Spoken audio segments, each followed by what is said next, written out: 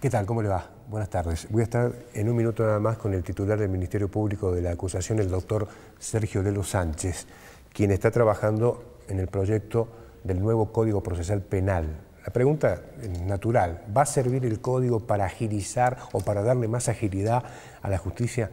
Me lo va a responder él en un ratito nada más. Pero antes quería hacerle algún comentario respecto de cómo vamos examinando la situación actualmente.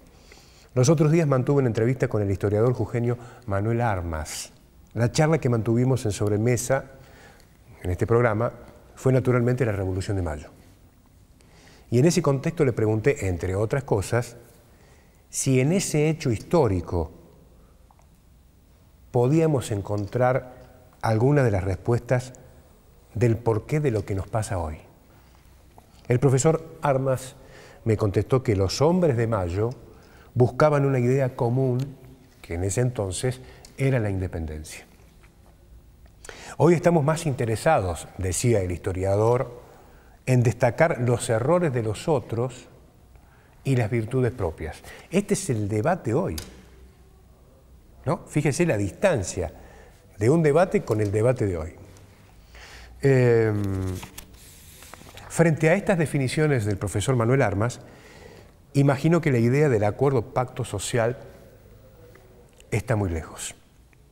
Jujuy necesita ir a un acuerdo de esta naturaleza. Un acuerdo mínimo, si usted quiere, pero básico y que se mantenga en el tiempo, en donde se coincida en una idea común, como ocurrió en 1810. Por citar un ejemplo, está el lanzamiento de la Bolsa de Trabajo que impulsa el señor Cabana Fus, que entiendo debe estar llena de buenas intenciones, pero me parece a mí que debería haberse realizado en el marco de un acuerdo entre las empresas, sectores gremiales, educativos, económicos, etc. No se trata, creo yo, de lanzar las cosas así porque sí, sin tener un diagnóstico preciso, en este caso si las empresas están o no en condiciones de asumir el compromiso de tomar gente en un contexto de alta inflación, recesión, presión impositiva y tarifaria. Porque creo que me parece que nada es posible sin un acuerdo previo o un pacto social previo que se respete en el tiempo. Lanzar una iniciativa suelta, por más interesante que sea, no tiene continuidad en el tiempo. Esto está demostrado. Además, tengo ejemplos de por qué algunos países son exitosos hoy en el marco de los pactos sociales que se han firmado en su momento. En 15 años, Irlanda pasó de ser uno de los países más pobres de Europa a ser uno de los países más ricos de Europa. ¿Sabe por qué? Porque firmaron el pacto social y lo sostuvieron en el tiempo. Jujuy necesita un acuerdo de esta naturaleza, creo yo. Hoy están de moda la palabra shock y gradualismo, ¿sí? Las tiene presente. Bueno, en el caso de Jujuy haría falta una suerte de shock, pero de cambio de actitud. Este es el tema. Volver a los hombres de Mayo, quienes dejaron atrás la idea de resaltar el error del otro y las virtudes propias en reemplazo de una idea común. Eso pasó en mayo de 1810. Fíjese el retroceso que se ha producido a lo largo de todos estos años. Me parece que estamos lejos, por lo que veo y por lo que dice el historiador Manuel Armas, estamos lejos de llegar a un acuerdo. Porque el debate es, como le digo, estamos pensando permanentemente en destacar el error del otro y las virtudes propias. Y así no se construye un país. Me parece que hay que ir hacia un acuerdo donde prime una idea común y se sostenga en el tiempo. De lo contrario, va a ser muy difícil.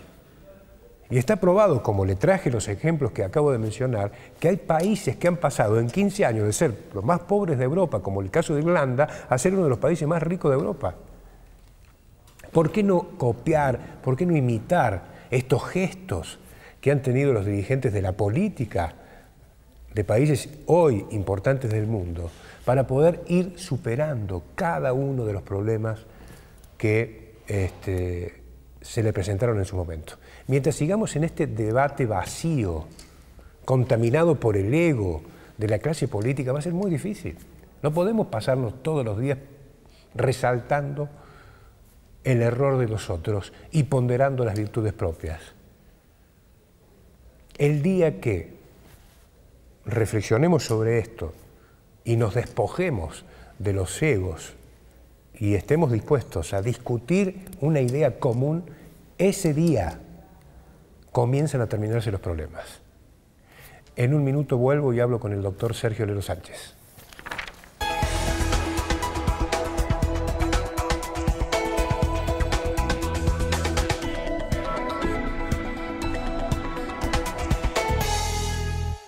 Gracias, señor director. El doctor Sergio Lelo Sánchez con nosotros. ¿Cómo le va, doctor? Gracias por estar acá. ¿Qué tal? Gracias a usted por la invitación. Muy amable.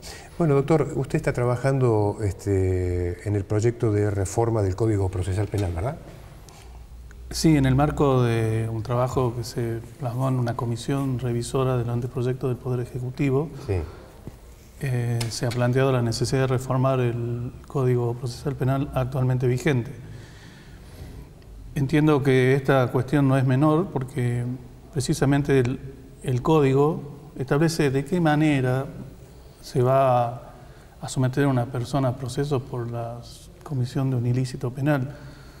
Por lo tanto, es un instrumento de pacificación social realmente importante y además es un instrumento para poner en vigencia la ley penal. Es decir, el Código Penal no sería nada si no hubiese un proceso, una serie de actos que realizan los fiscales, los jueces y los defensores para establecer que una persona ha cometido un delito o no lo ha cometido.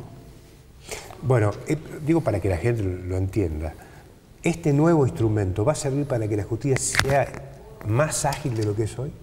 Pues la gente está esperando resultados respecto de las distintas causas. Todos estamos esperando resultados y creo que la mejora de los resultados está directamente relacionada con mejorar esta forma, estas prácticas en que los protagonistas del proceso llevan adelante estos actos destinados a establecer la culpabilidad o la inocencia de una persona. Creo que este código tiene por objeto mejorar las prácticas, básicamente.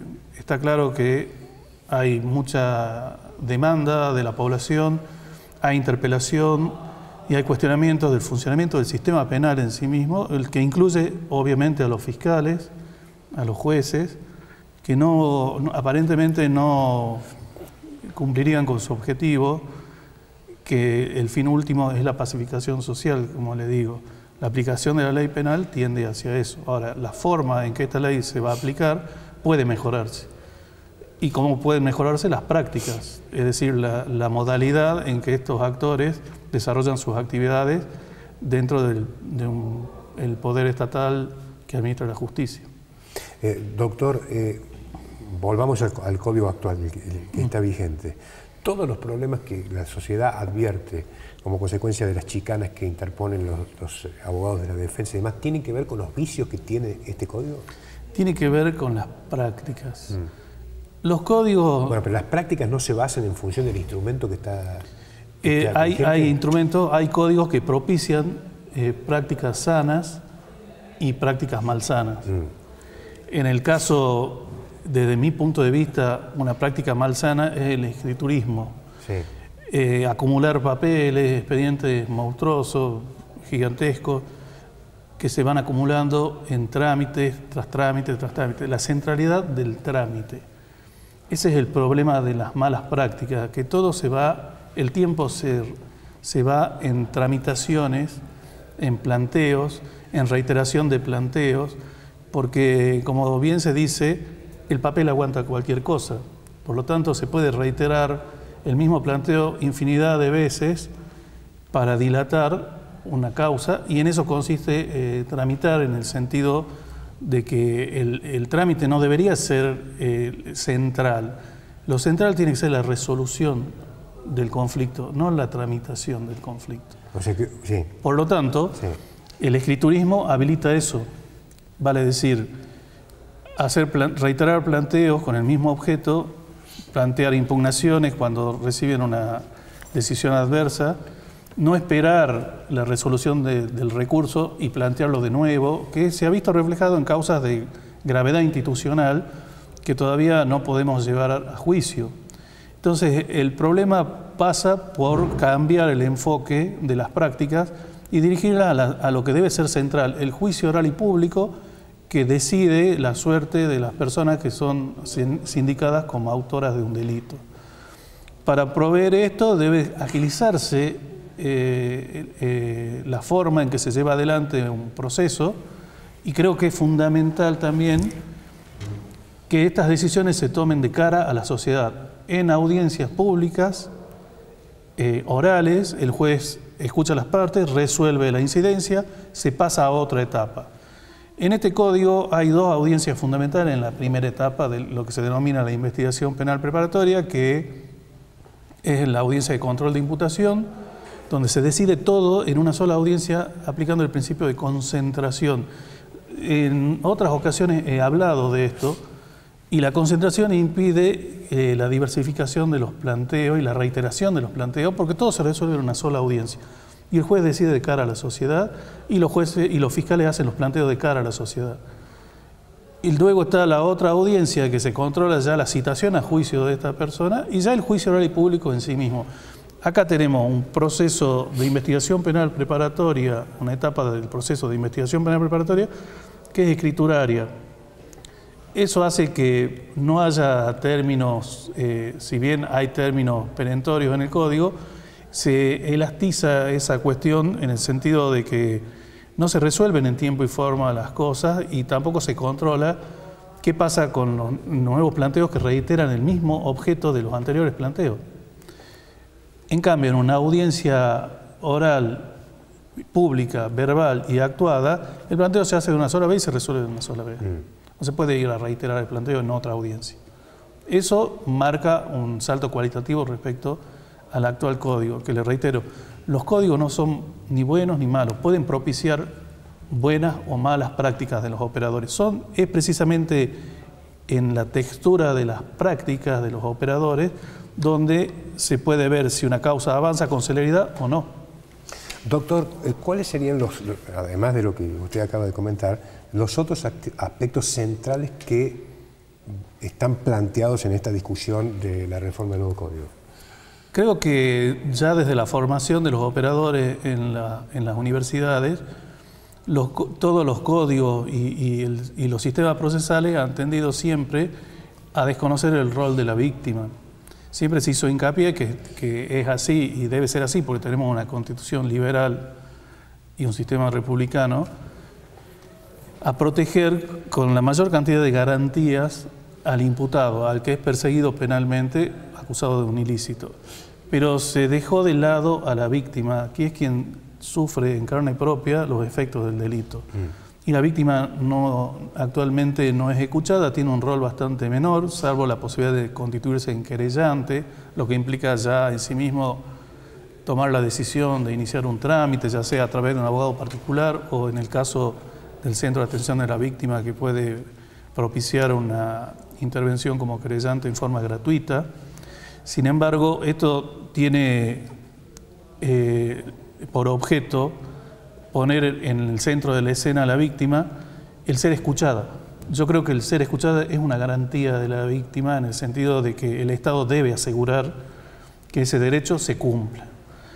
Sobre todo en procesos en donde se va a decidir la soltura de alguien que está detenido o en prisión preventiva, o incluso alguien que, estando condenado, puede salir a través del Instituto de las Salidas Transitorias o la semilibertad o la libertad condicional. Quien ha sufrido en carne propia el daño o los deudos de quien falleció como consecuencia de un ilícito no son escuchados por el juez. Y cambia el panorama del juez cuando tiene que tomar decisiones de cara a la víctima y de cara a la sociedad. Creo que es fundamental enfatizar este rol de la víctima y la necesidad de garantizar que sea escuchada por el juez, independientemente de cómo actúan los operadores, cómo actúa el fiscal, cómo actúa la defensa. Creo que darle la palabra a la víctima es fundamental. Perfecto. La idea de la reforma del Código, ¿está basada en algún otro instrumento, en algún otro distrito de la Argentina? Digamos, ¿han tomado alguna idea que no sea propia, genuina de la provincia de Jujuy? Bueno, en general todos los códigos hacen referencia a otros códigos de otras jurisdicciones. Sí. En el caso de este anteproyecto, se ha seguido los lineamientos del Código Procesal Penal de la Nación, que viene también a cambiar el paradigma del funcionamiento de la justicia federal. De hecho, en Salta y en Jujuy se va a implementar por primera vez a partir de octubre. En principio ese es el plan del Gobierno Nacional, implementarlo del Ministerio de Justicia en forma gradual a este código. Y sigue los lineamientos del Código Procesal Penal de Santa Fe y los códigos más modernos como el de Neuquén, pero creo que en eso está la esencia de este anteproyecto. El otro aspecto que es central en este anteproyecto es la Oficina de Gestión Judicial Penal. Creo que es fundamental que los jueces se dediquen a juzgar, es decir, es muy difícil juzgar a una persona, sobre todo cuando está la libertad de por medio, si además de eso se le carga al juez la necesidad de llevar adelante toda la cuestión administrativa de la fijación de la audiencia.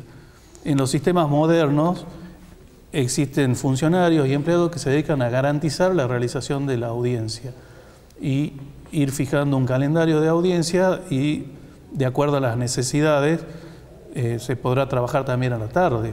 Este es un tema importante, se está planteando a nivel nacional, incluso la posibilidad de, a nivel nacional digo, de distribuir de otra manera la feria judicial para que el servicio de justicia, porque esto es lo que no hay que desconocer.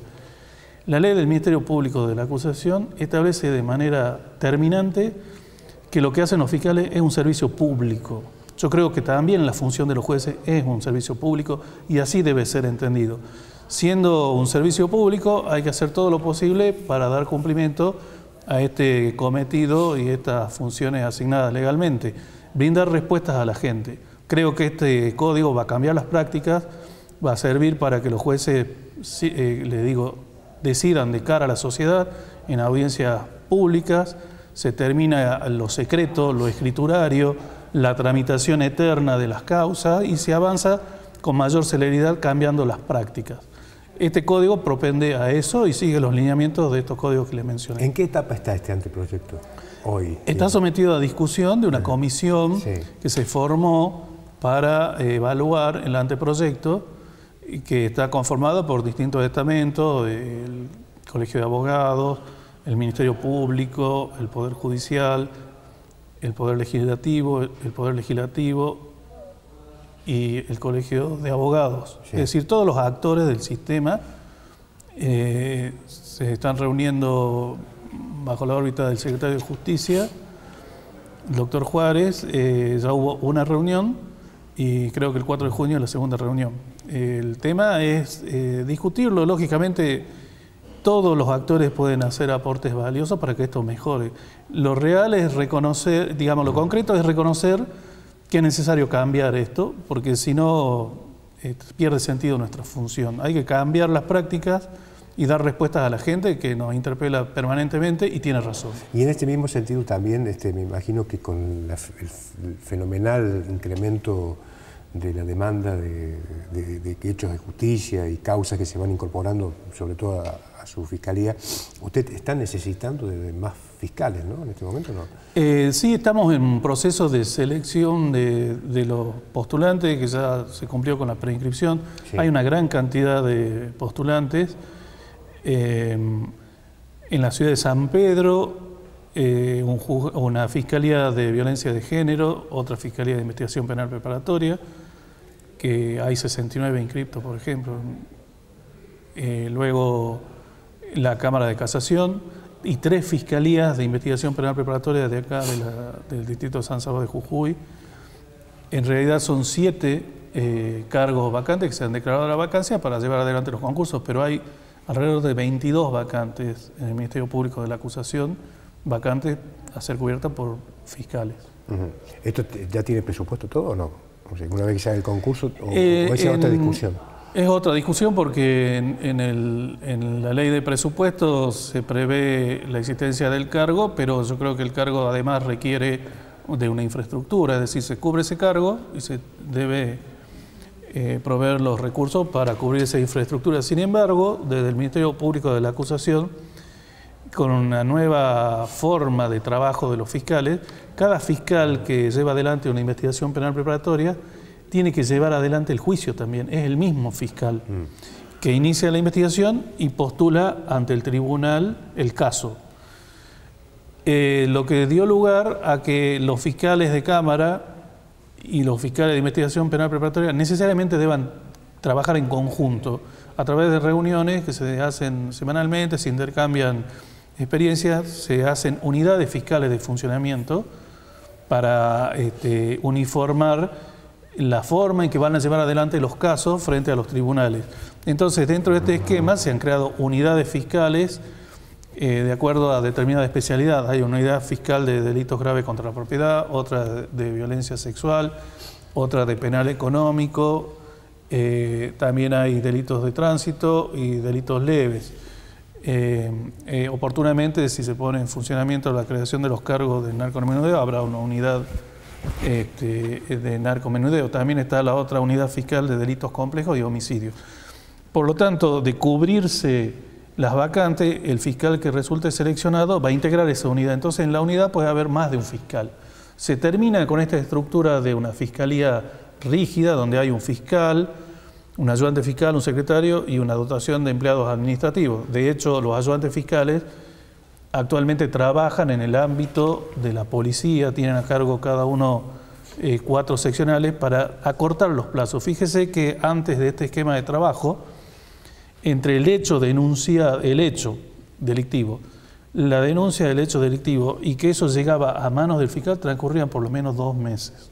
Actualmente, con este esquema en donde está el ayudante fiscal en el ámbito de las comisarías, recibe las denuncias, que ahora hemos aprobado estos días el formulario de denuncias y el formulario de primeras medidas, tendiendo hacia la digitalización de los expedientes, terminar con el papel, que es un deseo de todo el mundo, la despapelización, porque genera la necesidad de afrontar con recursos que podrían ser utilizados para otras cuestiones, comprar papel, algo tan básico. Sí. Es un gasto de por lo menos de bienes de consumo del Ministerio Público del 25%, eso se va a poder reducir. Entonces, estando el ayudante fiscal a cargo del expediente, que espero que alguna vez sea un legajo, que sea bastante menos voluminoso, el ayudante fiscal hace una investigación hasta que llega a tener elementos para imputar o para desestimar. En caso de que haya elementos para imputar, consulta con el fiscal especializado y ya de ahí directamente se va a la mesa de registración estadística del Ministerio Público y se acortan los tiempos sensiblemente. En una semana ya el fiscal está disponiendo las medidas para la investigación penal preparatoria, lo que antes llevaba 2 meses. Entonces la gente iba antes a la comisaría y decía, no, bueno, el sumario, faltan las firmas, lo tengo que mandar al Departamento Judicial de la Policía. Iba al Departamento Judicial y le decían, sí, ya lo vamos a enviar. Y pasaba el tiempo y seguía dando vuelta el sumario, el denominado hasta ahora sumario policial, en dependencias policiales. Para evitar esa burocracia es que están los ayudantes fiscales ahí. Por eso este esquema de flexibilizar la estructura de la Fiscalía, que haya 2 o 3 fiscales con la misma dotación, va a llevar a ahorrar recursos necesariamente.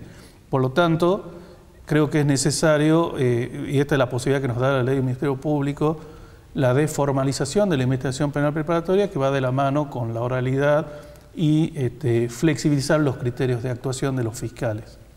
Doctor, gracias por venir, se me acabó el tiempo. No, por favor, gracias a usted por la invitación. Muy amable, muy atento. El doctor Sergio Lelo Sánchez con nosotros. Chau.